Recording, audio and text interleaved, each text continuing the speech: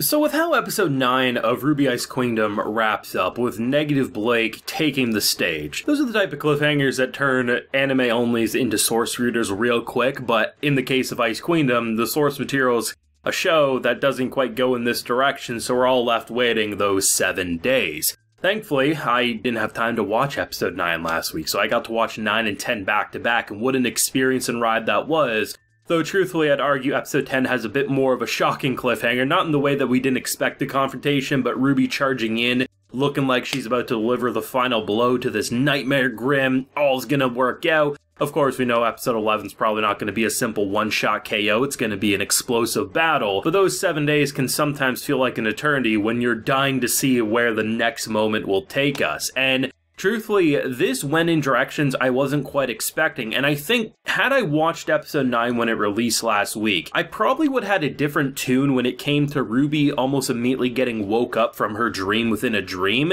than I currently feel, because seeing where Negative Blake has took us, I think is a more interesting plotline, makes more sense for like a final confrontation. I mean, as much as RWBY kind of being possessed or basically trapped with that dream within a dream is an interesting plotline, I think Negative Blake is a more interesting turn of events because obviously the biggest disconnect, the most hostility is without a doubt Blake and Weiss because of her kind of hatred for the Faunus, but obviously starting to understand and question her own morals, especially given with how she was raised, who she's currently interacting with. So for me, this is a much more interesting plotline, but in the moment when you just immediately, because if you look at my previous video, I was really excited to see what was going to happen with RWBY, and then immediately, John just kind of like takes her up there and nips her with the sword and all's well, right? So even though in the moment it's a bit of a disappointment, seeing where the show ended up going with Negative Blake, it's why I always say, I'm never going to write something off completely until I see the full thing, so as much as I may have criticized that when initially seeing,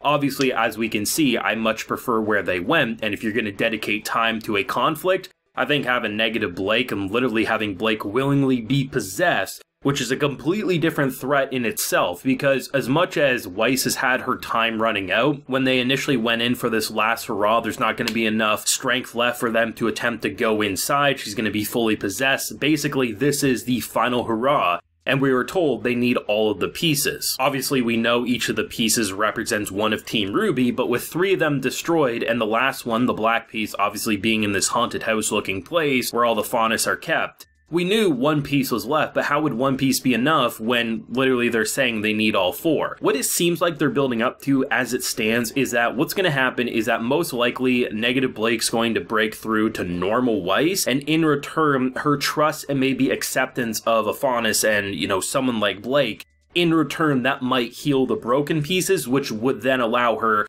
to ultimately deal the final blow on what's been corrupting her heart and soul. So in terms of Weiss, it seems very likely she'll be okay. The biggest fear for me right now is actually on Blake, because as bad as it is to be possessed by one of these creatures, it's a whole different league of danger when you willingly accept it into your heart. So by her accepting it, there's not as much of a guard, where normally this Nightmare Grim would have to break through and really shatter the psyche, where someone like Blake let it in with open arms as to get through to Weiss, but in doing so, there's not much of a shield, so it almost feels to me like the one with the least amount of time is Blake, and while it's very likely they all will get out of this one alive, the way they could in the last couple of moments of this show shift the danger to a character who is the least likely, in my view anyway, to have a death flag painted on them. I thought the 2 big characters would be RWBY and Weiss, especially given the whole dream within a dream situation, and the way they so casually and very well directed it just shift the blame, shift the targets was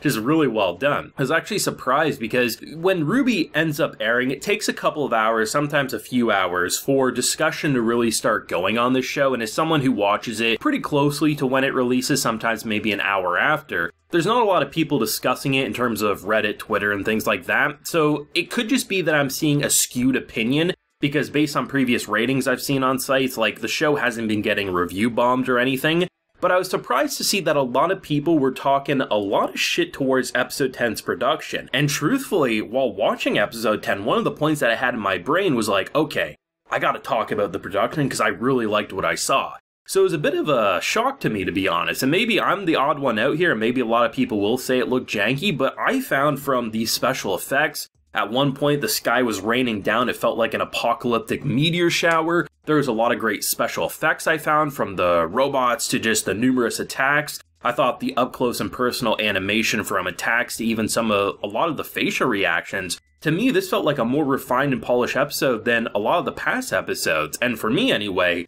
with this being my, honestly, most anticipated, most fascinating content that RWBY Ice Queendom has shown us, I'm glad that for me, it feels like they're putting most of the time and resources outside of the initial few episodes into the final battle, which honestly, maybe I'm the odd one out, maybe a lot of people did find it janky, but the stuff that I was seeing criticized was the stuff that I wanted to praise about episode 10. Like, episode 9 looked pretty good as well in my opinion, not quite as refined as episode 10 made it out, because episode 10 kind of felt like there was a lot more explosiveness happening, but honestly it was surprising, because honestly, like, I am already going to pass the torch. Like, I want to know what people thought about the production the last couple of episodes, because what I'm feeling seems to be different than a lot of people, but maybe that's just a skewed opinion because there's not a lot of discussion just yet. So I just wanted to make a mention of that, because yeah, I mean, people are probably going to ask my opinion on the production, and I honestly thought it was rather good. Maybe not perfect, but Ice Queendom's never been perfect, but I think for what they're doing with this new take on the story, honestly, I quite like it. I do want to bring this up though, because I've had it in my mind for a week now, because originally I did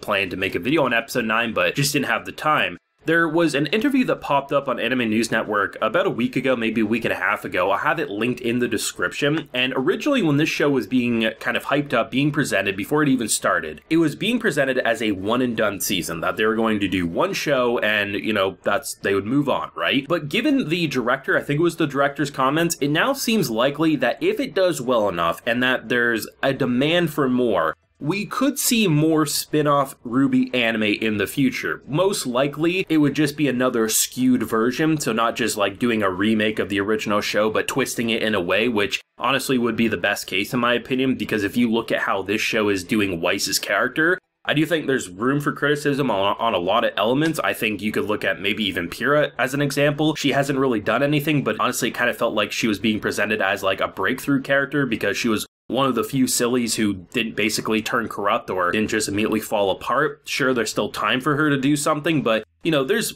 elements that I can criticize for sure as it stands. But I think in terms of Weiss's personality and how they're going about her loneliness, her initial introduction to Team RWBY, it's a lot more compelling for me in terms of the early stages of RWBY, where it took multiple volumes to get, I think, this level of development for Weiss specifically. Not as a whole, but Weiss specifically. So I think there's a lot of potential for RWBY spin-off anime in terms of fleshing out things in ways that serves as an extra course to the main show rather than being a replacement for it. So I think both of them could easily stand side by side for many years to come. So hopefully they do it, because I think there's a lot of potential, especially for side characters who maybe felt underdeveloped even as it stands still, not to mention just in the earlier stages. So that's actually exciting. I'll leave a link, like I said, in the description if you want to read that, but honestly, a future of more RWBY anime, I'm down for it. The only thing I would change is maybe a bit more refinement on the visual side. Like I said, I like the past couple of episodes, but when you look at how beautiful I think the first few episodes looked, and just, you know, using one animator to maybe skew how good the show is going to look as a whole, you know, maybe it just needed an extra year in the oven. I know COVID did delay the show initially. I think it was supposed to come out a lot sooner, so maybe because they already had the initial delay, they didn't want to delay it anymore. But I think the show could have used a bit more refinement as a whole. But the last few episodes, the first few episodes, I think have been spectacular and exactly what I'd want to see. It's just that more middle portion I think could have used a bit more refinement, and you never know how the Blu-ray will look when they ultimately release it, and maybe polish up some of the more janky faces and certain moments, right? But either way, this was a very fun episode, especially with episode 10, episode 9, nothing to shy away from either. Blake currently has the biggest target on her back, with her willingly accepting a Nightmare Grim into her mind, so we'll see where the last couple of episodes take us. But thoughts, feelings, theories down below. Leave a like if you enjoyed, subscribe if you're new around here. Till next time, everyone, please take care and have a good one.